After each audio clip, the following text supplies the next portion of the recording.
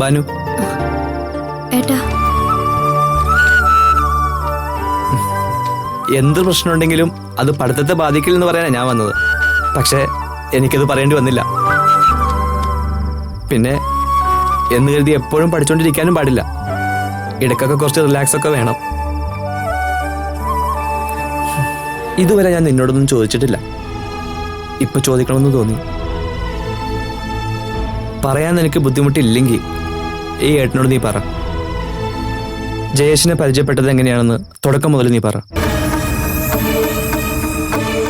സാധാരണ ഒരേ ബാച്ചിലുള്ളവർ തമ്മിലാണ് സൗഹൃദത്തിലാവാൻ ചാൻസ് കൂടുതൽ. അല്ലാതെ സംഭവിക്കണമെങ്കിൽ എന്തെങ്കിലും ഒരു ഇൻസിഡന്റ് ഉണ്ടാവണം. നിങ്ങൾക്കിടയിൽ അങ്ങനെ എന്തെങ്കിലും ഉണ്ടായിട്ടുണ്ടോ? ഇല്ല ഏട്ടാ. അവിചാരിതമായിട്ട് കോളേജ് ക്യാമ്പസിൽ വെച്ച് ജയേഷിനെ പരിചയപ്പെടുകയായിരുന്നു. എന്തു പറഞ്ഞ പരിചയപ്പെട്ടത്? എന്നെ എവിടെ വെച്ച് കണ്ടിട്ടുണ്ട്, എവിടെയാ വീടെന്നൊക്കെ ചോദിച്ചിട്ടാ പരിചയപ്പെട്ടത്. ഞാനും സ്വാഭാവികമായിട്ട് മറുപടി പറഞ്ഞു. പിന്നെ എന്നാ നിങ്ങൾ തമ്മിൽ കണ്ടത്? പിന്നെ 4-5 ദിവസം ഞാൻ കണ്ടിട്ടില്ല.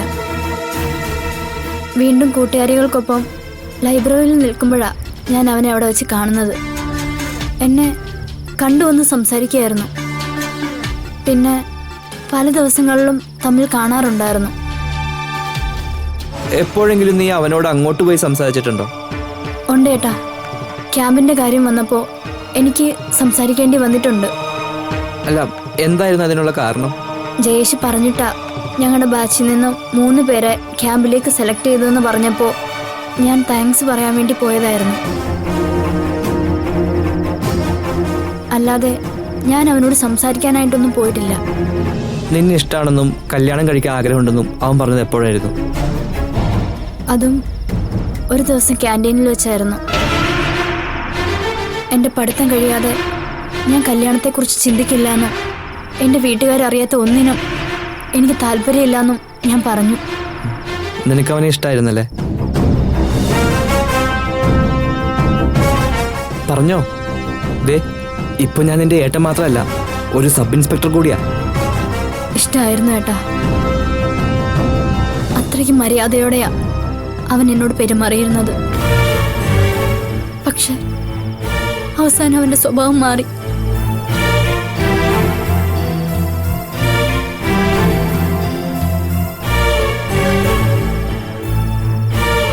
അവനൊരു ലോക ഫ്രോഡാണ് മോളെ. അതുകൊണ്ട് അവൻ നിന്നെ കൃത്യമായി ലോക്ക് ചെയ്തത്. നീ അവന്റെ മുറപ്പെണ്ണാന്ന് അറിഞ്ഞുകൊണ്ട് തന്നെയാ നിന്നെ പരിചയപ്പെട്ടതും കാര്യങ്ങൾ ഇവിടം വരെ കൊണ്ടെത്തിച്ചതും. പക്ഷെ അവന്റെ ലക്ഷ്യം നീ അല്ലായിരുന്നു. നിന്നിലൂടെ നമ്മുടെ അമ്മയുടെ പേരുള്ള ആ പ്രോപ്പർട്ടി ആയിരുന്നു. അങ്ങനെയാണെങ്കിൽ ആ വസ്തുവിന് എന്തെങ്കിലും പ്രത്യേകത ഉണ്ടാവും. ഇതുവരെ അവനും അവന്റെ അച്ഛനും ചേർന്ന് വരച്ച മാസ്റ്റർ പ്ലാൻ കറക്റ്റായിരുന്നു. പക്ഷേ ഇനി ഞാൻ വരയ്ക്കുന്ന മാസ്റ്റർ പ്ലാൻ അനുസരിച്ചായിരിക്കും അച്ഛനും മോനും സഞ്ചരിക്കാൻ പോകുന്നത്. ഏട്ടൻ ഇറങ്ങാൻ പോവാ.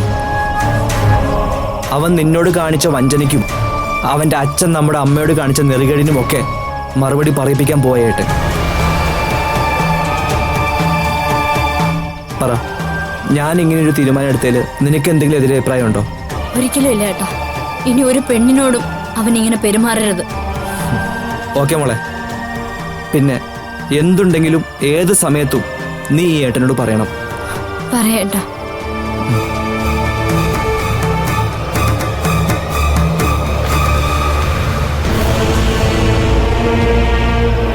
എനിക്കറിയാം ഇത് നീ തികച്ചും നിരപരാധിയാണെന്ന്. അവന്റെ ചതുരംഗ കളിയിൽ നിന്നും ഭാഗ്യം കൊണ്ടാണ് നീ രക്ഷപ്പെട്ടത്. ഇനി അവന് ആരോടും ഇങ്ങനെയൊന്നും പെരുമാറാൻ പാടില്ല. പിന്നെ ഇതിന്റെ പേരിൽ ഇവിടെ നിന്നോട് ആർക്കും ഒരു രീതിയിലുള്ള വെറുപ്പോ സ്നേഹക്കുറവോ ഉണ്ടാവത്തില്ല. അത് നീയും മനസ്സിലാക്കണം, കേട്ടല്ലോ? ശരിയേട്ടാ. നീ ധൈര്യമായിട്ടിരിക്കും മോളെ. എന്തു വന്നാലും ഈ ഏട്ടനും ഭാവനേച്ചിയും നിനക്കൊപ്പം ഉണ്ടാവും. സത്യം മനസ്സിലാക്കാതെ സഹോദരങ്ങൾ കൈവിട്ടു പോകുമ്പോഴാണ് പലർക്കും ബുദ്ധിമോശം സംഭവിക്കുന്നത്. ഇവിടെ അങ്ങനെ ഉണ്ടാവാൻ പാടില്ല. അന്നും ഇന്നും നീ ഞങ്ങളുടെ അനിയത്തിക്കുട്ടി തന്നെയാ. ഏ ഹേ ഇക്കാര്യം ഓർത്ത് ഇനി നീ വിഷമിക്കണ്ട. ദേ പഠിക്ക്, മിടുക്കിയായി പഠിച്ച് നമ്മുടെ ചേച്ചിയുടെ സ്വപ്നം യാഥാർത്ഥ്യമാക്കണം. കേട്ടല്ലോ? ഏ ശരി ഏട്ടാ.